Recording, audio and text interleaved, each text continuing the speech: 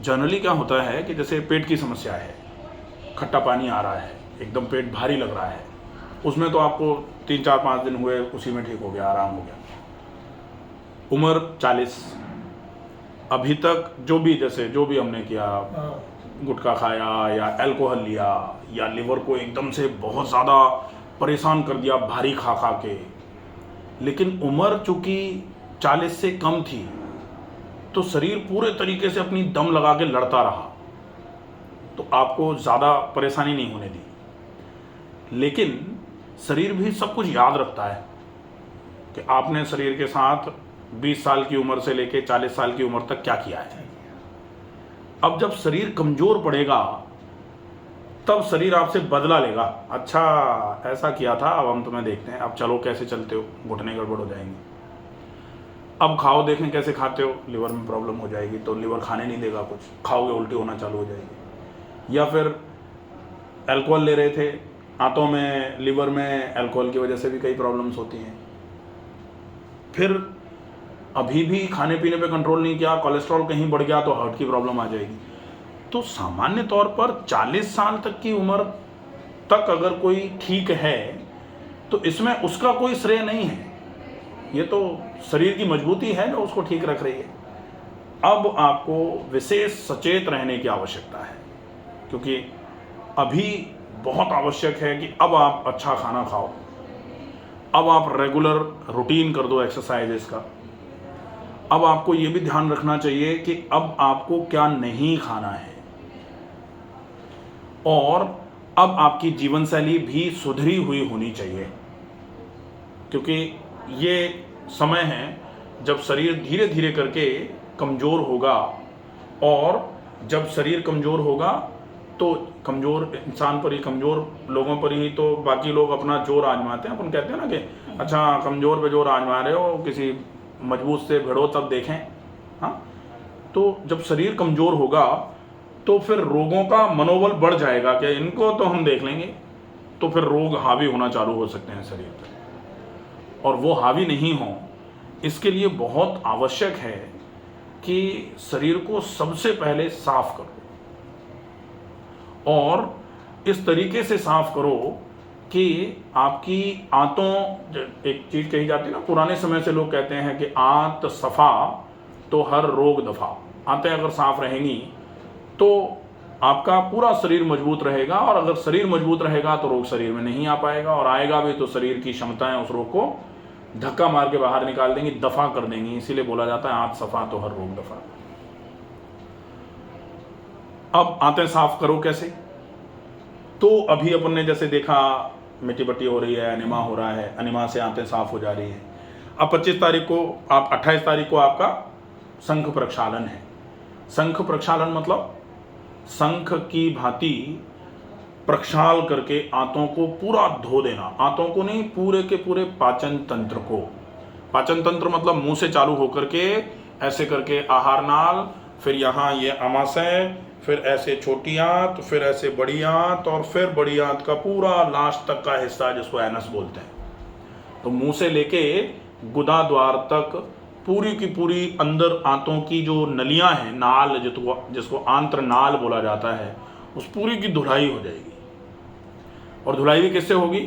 नमक वाले नींबू पानी से, या फिर त्रिफला के पानी से, या फिर थोड़ा सा अमलतास का पानी पहले दे करके फिर सादे पानी से।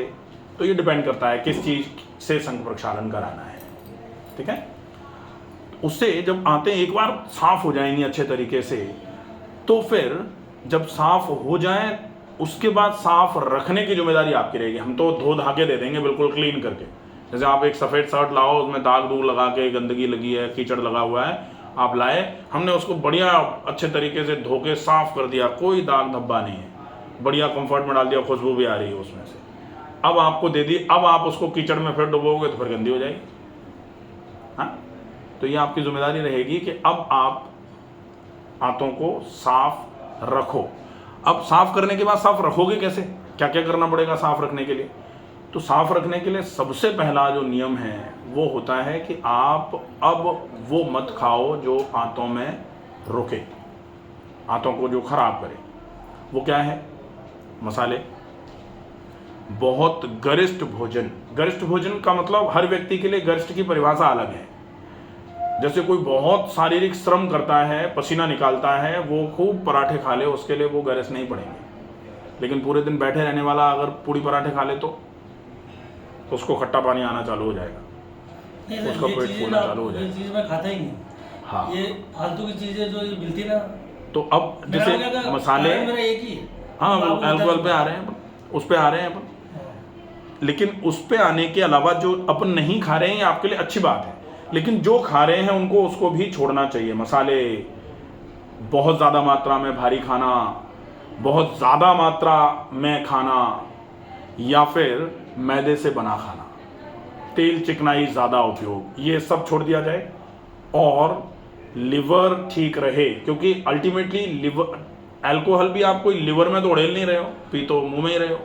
मुंह से जा वो आहार नाल से होते हुए आमाशय में रहा है, आमाशय के बाद आंत में जा रहा है, और उसके बाद फिर आंत और आमाशय से खिंच करके लिवर की तरफ जा रहा है खून के साथ। इसीलिए, और लिवर उसको प्रोसेस नहीं कर पा रहा, तो फिर लिवर पर अल्कोहलिक लिवर डिसीजेज आना चालू हो जाती है। तो इसलिए साफ हो जाएंगी आंतें। अब अल्कोहल और जल्दी जल्दी खिंचेगा और लिवर को खराब करना चालू कर सकता है, इसलिए अल्कोहल नहीं लिया जाएगा। ठीक है।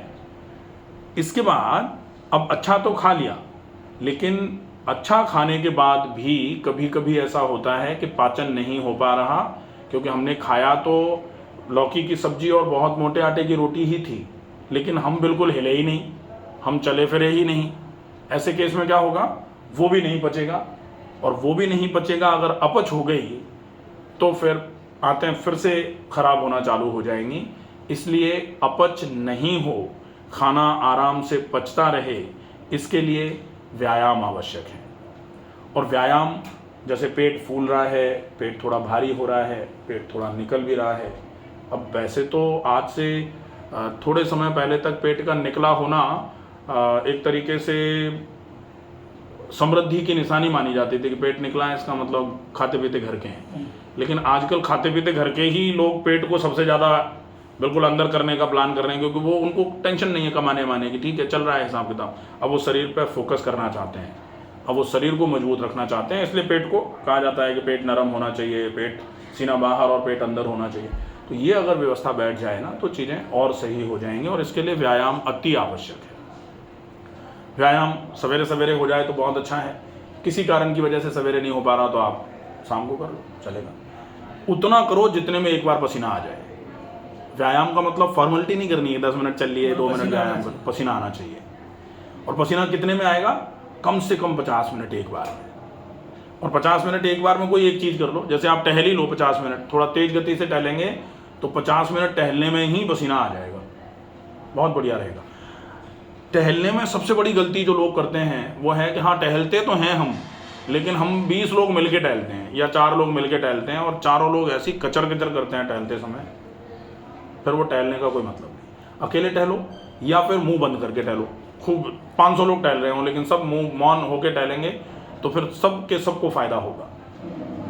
तो मौन रह के टहलना है, थोड़ा तेज स्पीड से टहलना है, और थोड़ा संभव हो जाए तो प्राणायाम हो जाए। फिर जीवन शैली में परिवर्तन में थोड़ा सवेरे जल्दी जाग गए, थोड़ा रात को जल्दी खा लिया। शाम का खाना शाम का होता है, रात का नहीं, और मध्य रात्रि का तो बिल्कुल भी नहीं।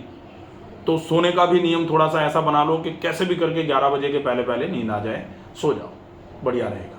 इतना कर लोगे आपकी समस्या धीरे धीरे करके जड़ से ख़त्म हो जाएगी, और अब जो 40 के बाद बीमारियां आने वाली होती हैं उनसे हम बचे रहेंगे, दिक्कतें नहीं आएंगी बिल्कुल भी। ठीक है।